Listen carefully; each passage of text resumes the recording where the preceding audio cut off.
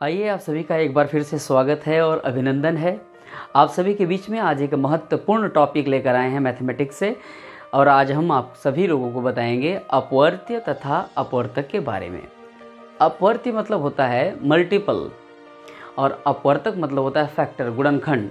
तो सबसे पहले बच्चों, आइए आप सभी को हम बताते हैं अपवर्त्य के बारे में।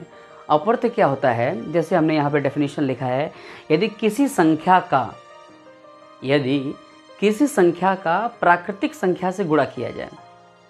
यदि किसी संख्या का, आप सभी लोग ध्यान से सुनिएगा और लिख लीजिएगा, ऐसा इस तरीके से हम बोल रहे हैं, यदि किसी संख्या का प्राकृतिक संख्या से गुणा किया जाए तो प्राप्त गुणनफल जो हमें प्राप्त होगा वह उस संख्या का अपवर्त्य होगा। आप लोग समझ गए होंगे, किसी संख्या का प्राकृतिक संख्या से गुणा किया जाए, यदि किसी प्राकृतिक संख्या से गुणा किया जाए तो प्राप्त गुणनफल जो होगा वह उस संख्या का अपवर्त्य होगा। सीधी सी बात है। जैसे मान लीजिए एक संख्या है 5 और कोई भी प्राकृतिक संख्या, आप जानते हैं कि प्राकृतिक संख्याएं 1 से प्रारंभ होती हैं और अनंत तक जाती हैं, इनकी कोई लिमिट नहीं है। इसके पहले वाले वीडियो में हम बता चुके हैं, सभी वीडियोस आप ध्यान से देखते होंगे, ऐसा हम उम्मीद करते हैं, और अंत तक इस वीडियो को भी देखिएगा, आप सभी लोग को पूर्ण रूप से समझ में आ जाएगा। हमने देखा, किसी संख्या का प्राकृतिक संख्या के साथ प्राप्त गुणनफल ही उस संख्या का अपवर्त्य होता है, यानी मल्टीपल होता है। जैसे मान लीजिए हमने एक संख्या ले लिया है 5, इसका कोई भी अपवर्त्य निकालना हो तो किसी भी संख्या, प्राकृतिक संख्या कोई भी एक संख्या ले लीजिए। जैसे एक प्राकृतिक संख्या है 4, ठीक है, तो 5 चौका 20। इसका मतलब ये हो गया कि 5 का जो 20 है ये अपवर्त्य है।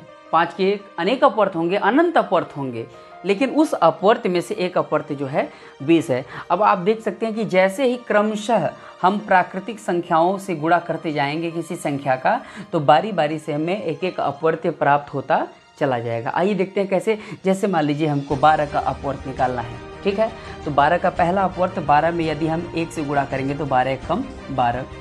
12 में यदि हम 2 से गुणा कर दिए तो 12 दूना ये हो जाएगा आपका 24। 3 से गुणा कर दिए, 12 तियाँ 36। ऐसे करते करते हम, अगर हम 12 का 10 में गुणा कर देंगे तो 120। या यहीं पर नहीं रुकेगा, ये कभी इस भ्रम में कई बच्चे पड़ जाते हैं कि 10 तक पहाड़ा होता है, 2 धाम में 20, 3 धाम में 30, 4 धाम में 40। ऐसी कोई बात नहीं। इसको अभी 11, 12, 13, 14 अनंत तक लेके जाइए, जहाँ तक प्राकृतिक संख्याएं जाती हैं।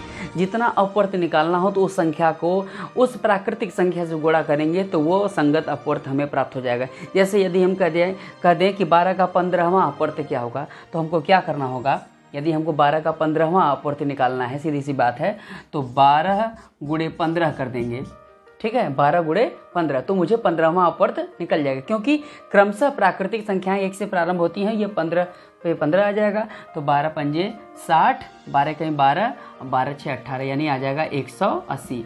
तो 12 का 15वां अपवर्त्य क्या होगा, 180।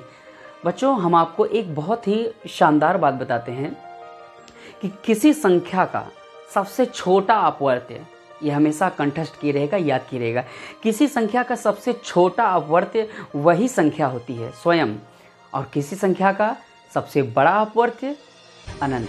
अनंत क्यों होता है, आप समझ गए होंगे। जी हाँ, बिल्कुल, प्राकृतिक संख्याएं जिस प्रकार अनंत होती हैं, इस प्रकार हम अनंत पर जाने के लिए हमको उस संख्या का अनंत से गुणा करना होगा तो हमें अनंत ही प्राप्त होगा। तो किसी संख्या का सबसे बड़ा अपवर्त्य अनंत होता है, और किसी संख्या का सबसे छोटा अपवर्त्य क्या होता है, वही संख्या होती है। तो ये अपवर्त्य के विषय में जानकारी रही।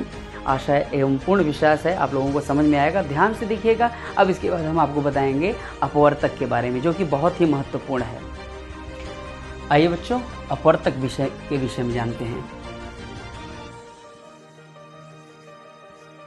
अपवर्तक मतलब हो जाएगा आपका ये फैक्टर।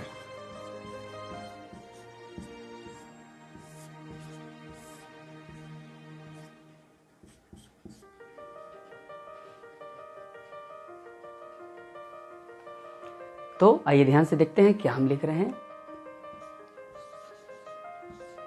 किसी संख्या का अपवर्तक वो सभी संख्याएं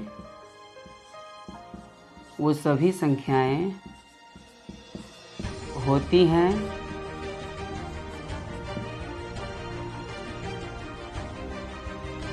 तो क्या लिखा है बच्चों? वे संख्याएं होती हैं जो उस संख्या को पूर्ण रूप से विभाजित कर दें। ध्यान दीजिएगा हमने क्या लिखा है, बहुत सिंपल सी बात है, ज़रा सा दिमाग लगाएंगे सबको समझ में आ जाएगा और बहुत अच्छा इसका प्रयोग भी है। आज की इस वीडियो में हम आपको सिर्फ अपवर्त्य और अपवर्तक बताएंगे। अगले वीडियो में इसका प्रयोग कहाँ और कैसे होता है इसके विषय में बताएंगे। पहले आप अपवर्तक देख लीजिए। किसी संख्या का अपवर्तक वो सभी संख्याएं होती हैं। ध्यान दीजिएगा, किसी संख्या का अपवर्तक वो सभी संख्याएं होती हैं जो उस संख्या को पूर्ण रूप से विभाजित कर दें। मतलब भाग देने पर शेषफल उस संख्या में शून्य आना चाहिए। जैसे हम आपको बताते हैं, एक छोटा सा एग्जाम्पल आप देख लीजिए। जैसे कोई संख्या है 12, ठीक है, 12 को हमको ऐसे ऐसे संख्याओं में विभाजित करना है कि ये पूर्ण रूप से विभाजित हो जाए। जैसे 12 है तो 12 को अगर हमको 12 लोगों में बांटना है, यदि 12 को 12 लोगों में बांटना है तो एक एक देना होगा, सबको एक एक देना होगा, शेषफल कुछ नहीं बचेगा। ठीक है, तो 12 को यदि 2-2 से बांटा जाए तो 6 लोगों में बटेंगे, शेषफल तब भी कुछ नहीं बचेगा। 12 को यदि 3-3 करके बांटा जाए तो 4 लोगों में बटेगा, 3 चौका 12, शेषफल कुछ नहीं बचेगा। 12 को यदि 4-4 लोगों में बांटा जाए तो 3 लोगों में बटेगा, 4 तिहाई 12, ठीक है। 5 से नहीं पूरा बटेगा, 5 दूना 10 नहीं, 6 से बटेगा, 6 दूना 12, 2 लोगों में। और सबसे आखिरी होगा आपका बच्चों स्वयं 12, 12 एकम 12, एक ही लोगों में बटेगा। तो ये होते हैं इसके अपवर्तक। इस 12 के सभी अपवर्तक हैं, तो आपको हम दिखा देना चाहते हैं। जैसे 12 हमने लिखा, हमने विभाज्यता संबंधी वीडियो में बताया है कि कौन संख्या किससे किससे कटेगी, इसका आप लोगों को बोध होना चाहिए, उसका प्रयोग आप करेंगे। जैसे 12 है तो 12 सबसे पहली बात है कि ये 1 से विभाजित हो जाएगा पूरा का पूरा, ठीक है। 12 के अंत में 2 है तो ये 2 से भी विभाजित हो जाएगा। दोनों संख्याओं का योगफल 2 1 3 है तो यह 3 से भी विभाजित हो जाएगा, ठीक है। 4 से आप देख ही रहे हैं, 4 तिहाई इकाई दहाई का स्थान 4 तिहाई 12, ये 4 से भी विभाजित हो जाएगा। उसके बाद ये 5 से विभाजित नहीं होगा, ये 6 से विभाजित होगा, 6 दूना 12, क्योंकि ये 2 से भी विभाजित है, 3 से विभाजित है तो ये 6 से विभाजित होगा। उसके बाद आ जाएगा आपका 12। तो आप देख सकते हैं ये 12 के सभी अपवर्तक हैं, 1 है, 2 है, 3 है, ठीक है बच्चों, 4 है, 6 है और 12। आपने क्या देखा? आपने यहाँ पर यह देखा कि 12 का सबसे छोटा अपवर्तक 1 है और 12 का सबसे बड़ा अपवर्तक 12 है, स्वयं वही संख्या। एक और एग्जाम्पल लिखते हैं, उसको आप ध्यान से देखेंगे तो बिल्कुल ही आसानी से आपको समझ में आ जाएगा। जैसे हमने यहाँ पे लिख दिया, अब देखिएगा ध्यान से, ये हो गया 18। अब 18 के क्या क्या खंड होंगे आप ध्यान से देखेंगे और करने का प्रयत्न करेंगे। जैसे 18 सबसे पहला खंड तो कन्फर्म है 1 होगा। उसके बाद 8 है लास्ट में तो ये 2 से विभाजित हो जाएगा, कन्फर्म है। 8 1 9, 3 से विभाजित हो जाएगा, ये 4 से विभाजित नहीं होगा, 5 से विभाजित नहीं होगा, 6 से विभाजित होगा, आपको जांच करनी होगी। 7 से विभाजित नहीं होगा, 8 से विभाजित नहीं होगा, लेकिन ये 9 से, क्योंकि दोनों संख्याओं का योगफल 8 1 9 तो 9 से विभाजित होगा, 9। उसके बाद 10 से विभाजित नहीं होगा, 11 से नहीं होगा, 12 से नहीं होगा, 13 से नहीं होगा, 14 से नहीं होगा, 15 से नहीं होगा, 16 से नहीं होगा, 17 से नहीं होगा, सीधा किससे होगा? अब आखिरी संख्या आपकी क्या आ गई? ये 18। तो सिमिलरिटी क्या मिली इसमें? आप देख सकते हैं कि इसमें भी पहला अंक 1 था, इसमें भी पहला अंक पहली संख्या 1, ठीक है। लास्ट में ये 12 का हमको अपवर्तक निकालना था, 12 लास्ट में सबसे बड़ा। 18 का अपवर्तक निकालना था, 18 लास्ट में सबसे बड़ा। और 1 सब में कॉमन है, 1 कन्फर्म सब में रहेगा। अर्थात अपवर्तक विषय में बहुत प्रमुख गुण हमको क्या मिला? हमको सबसे खास गुण इसका ये मिला कि यदि किसी भी संख्या का अपवर्तक हमको निकालना है तो सबसे छोटा अपवर्तक जो होगा वो 1 होगा और सबसे बड़ा अपवर्तक क्या होगा? आप सही सोच रहे हैं, वही संख्या होगी, ठीक है। ऐसे बहुत सारे एग्जाम्पल हैं और इसका कहाँ कैसे प्रयोग होगा। जैसे यहाँ पे आपने देखा 12 का हमने प्रयोग किया, 12 कैसे ज्ञात किया हमने? आप देख सकते हैं कि 12 का हमने 1 2, आप चाहें तो 12 का खंड करके भी पता कर सकते हैं कि 12 किससे किससे विभाज्य हो रहा है। 1 से हो रहा है कि 2 से हो रहा है कि 3 से हो रहा है कि 4 से हो रहा है कि 5 से हो रहा है, किससे हो रहा है, ये आप स्वयं करके देख सकते हैं। जैसे हमको अगर 24 के सारे अपवर्तक निकालने हैं, 24 के, आप ध्यान से देखेंगे, जैसे ये 24 है तो सीधी सी बात है 24 के पहले तो हो जाएगा 1, ठीक है। दूसरा क्या होगा? 2, 4 2 6, 3 भी होगा।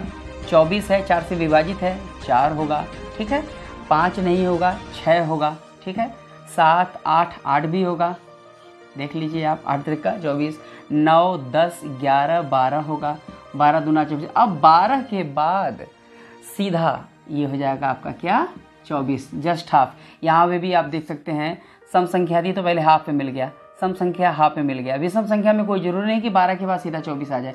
ऐसे विषम संख्या हम अगर 15 का निकालें, 15 के सभी अपवर्तक, तो आप देख सकते हैं एक ठो हो जाएगा 1, 2 से नहीं कटेगा, 3 से कटेगा, 3 के बाद किससे कटेगा, ये 5 से कटेगा, ठीक है, 1 3 5, और उसके बाद 6 7 8 9 10 11 12 13 14, ये लास्ट में ये 15। तो सबसे बड़ा अपवर्तक क्या होता है, वही संख्या होती है।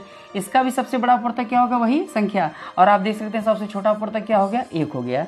तो आज की वीडियो में बस इतना ही, शेष बातें अगली वीडियो में इसका कहाँ कैसे प्रयोग होता है। तब तक के लिए धन्यवाद।